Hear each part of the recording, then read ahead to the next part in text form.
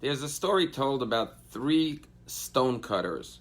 They're all cutting stones 1 foot by 1 foot, 9 inches tall, for the building of a big synagogue. And someone goes over to the first stone cutter and says, "What are you doing?" And he says, "I'm cutting stones 1 foot by 1 foot, 9 inches tall. And that's what I do day in, day out, my whole life." He asked the second one, "What are you doing?" He says, "Well, I'm making a living. I'm earning a living so I could support my family, my wife, my children, put food on the table, educate my kids, send them off to a good life with good education, and provide for my family by putting a roof over their heads and food on the table." Then he turns to the third stone cutter and he says to him, "What are you doing?"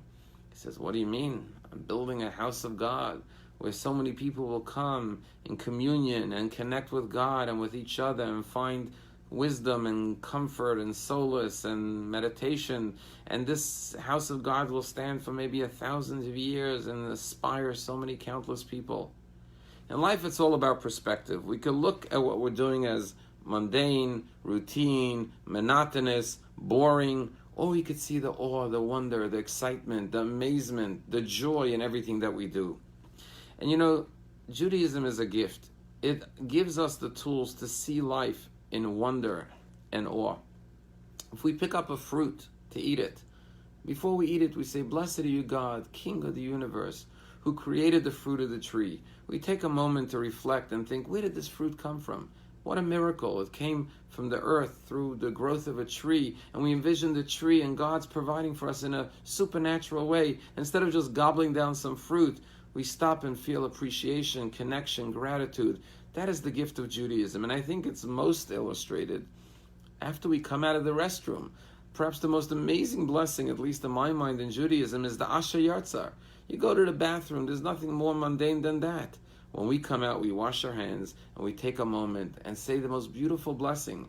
And it takes maybe 5-10 seconds to say it, maybe 15 seconds. But it's at least 6 lines long, and it says, "God, you created man with wisdom. And you created many orifices and organs and blood vessels. And if any one of them was not functioning properly, if an orifice that was meant to be closed was ruptured, or one that was meant to be open was closed and constipated, we wouldn't be able to survive." And suddenly we take something as physical and mundane as using the facilities, and we come out and we experience a moment of spiritual transcendence and connection to God and appreciation for the miracles and the wonders of our body. You know, now during quarantine, a lot of people are complaining of boredom. Surely if you have kids, you've heard them say, "I'm bored, I don't have what to do." They don't go to school, they don't have their friends, they can't run around. But even many adults are bored. And the truth is, boredom is a global problem today.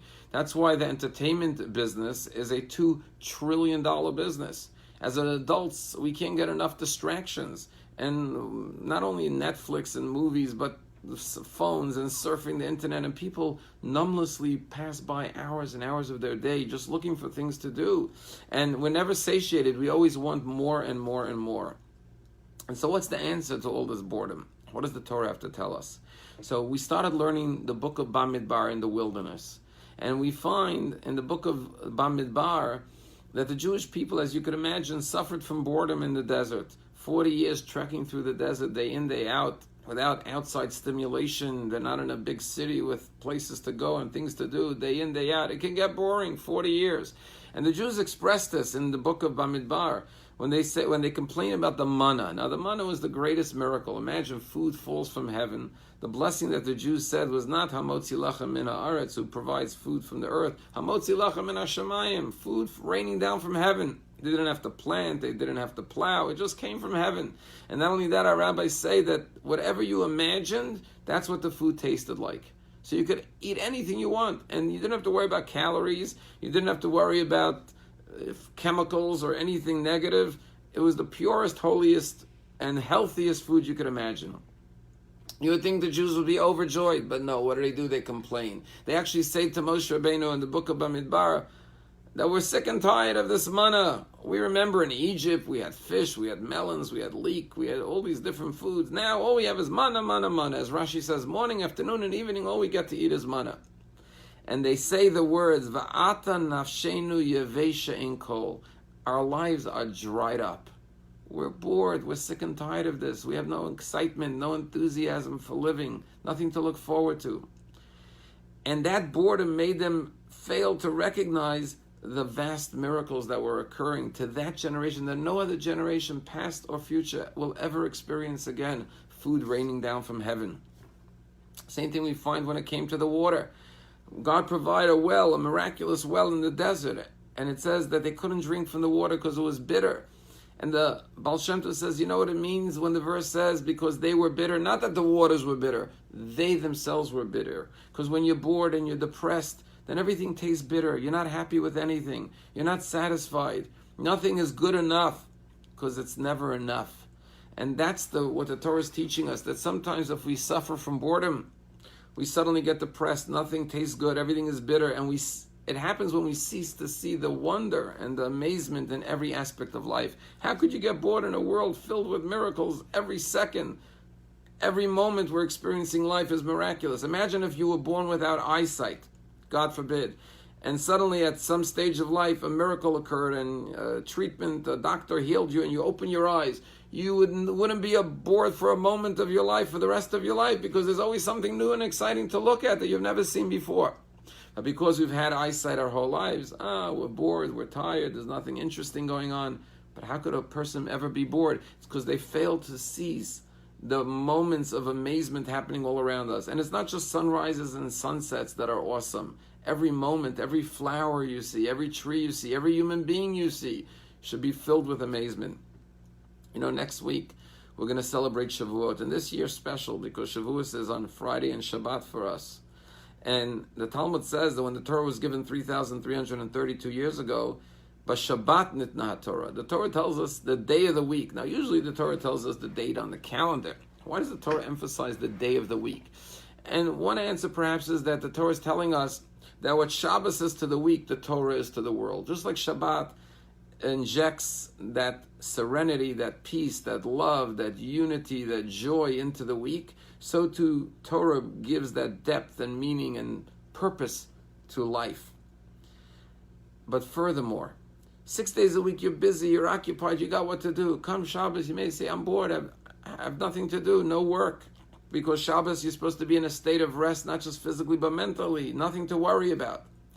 So the Torah says, you have a Torah. The Torah tells you that your function in this world is not just to create outside of yourself, but to delve and introspect within yourself and find the infinite beauty and meaning and depth to your own life. Through Torah, a Jew is never bored because there's always something new to study, something new to understand. And even the text that you've studied many times, there's always a new depth to it to appreciate. And the Torah gives us endless focus and exercises to develop our persona, our character, to refine ourselves, all the inner work of life that is endless. And therefore, we don't always need outside stimulation. Shabbat, we don't use our phones, we don't use technology, we don't turn on the computer or the television or watch movies or Netflix. What we do is we delve within ourselves, we look within our families, within our lives, within our relationships with our fellow man, with God, with our family, and we deepen it and we enrich it and enliven it. And in that sense, Shabbat, and the Torah teaches us that through the Torah, a Jew has endless vistas of growth and understanding and wisdom that they can gain. And therefore, a Jew is never bored. And I'll just say that sometimes boredom could be a blessing, because sometimes it's precisely the boredom. And that's why when your kids are bored, you don't always have to solve their boredom, because as you remember as a kid, some of the most fun times you had was because when you were bored, you had nothing to do. You came up with the most creative things to do with your friends. And sometimes boredom could be a catalyst. It could be a stimulus to uncover and unleash new creativity that could only be born in the boredom of time. It's sort of like the creativity that comes because you have nothing to do. So you sit with yourself and you uncover new creativity and new introspection and direction and meaning and purpose in your life. And so the secret to solving the problem of boredom is, number one, take a moment to realize the awe, and blessings are the natural tools to help us realize the awe of creation and of life.